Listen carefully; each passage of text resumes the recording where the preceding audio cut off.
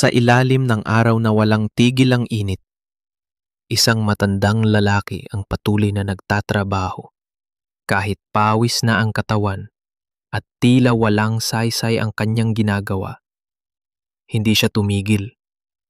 Noe, bangka ba yan? May dagat ba rito? Oo nga, no? Baka gustong maglayag sa apo.